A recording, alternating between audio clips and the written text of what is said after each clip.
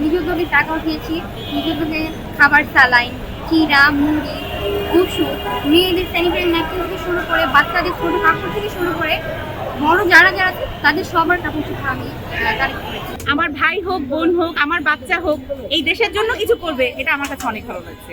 আমাদের হয়তো বা অনেক কিছু নেই, বা আমারও দেওয়ার মতো অনেক কিছু নেই, আমিও খুব ছোট একটা চাকরি করি, আমিও হয়তো বা অনেক কিছু করতে পারবো না, কিন্তু যদি সবাই মিলে অল্প অল্প করে করছে, আসলে খুব ভালো লাগছে।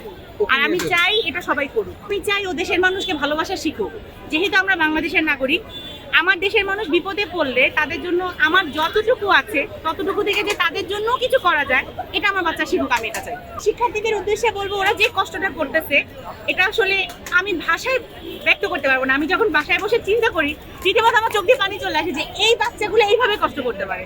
মানে যারা শুধুমাত্র বাসা টু ভার্সিটি ছাড়া, অনেকেই আছে এখানে, অনেক বাচ্চা আছে যাদের বাবা মারা বাসাটা ভার্সিটি ছাড়া কোথাও যেতে পর্যন্ত দেয় না।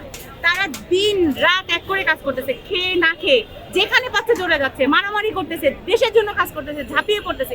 মানে ওদেরকে আমি যাই বলবো, আমার কথাগুলো ছোট হয়ে যাবে ওদের জন্য। মানে জাস্ট ওদের জন্য অনেক দোয়া, বুক ভরা ভালোবাসা, আর সত্যি আমরা ওদের নিয়ে আশাবাদী যে আমাদের দেশটা একসময় ঘুরে দাঁড়াবে। আমরা এখানে আসছি, আমরা দেশ প্রতিজনের টাকা উড়াইয়া ওই বন্যার তলেগা ইয়া করার জন্য, দান দেওয়ার জন্য আমরা এখানে আছি।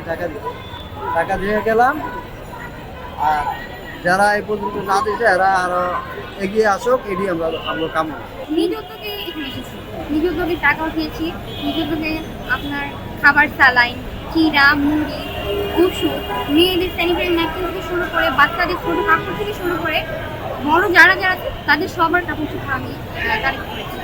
এখানে আমার আম্মু বলেছে, তুমি এখানে কেন আসবা? আম্মু, এখানে যদি আমি না আসি, আমার বিবেক আমাকে কি বলে যে নাড়া দেবে আমি জানি না।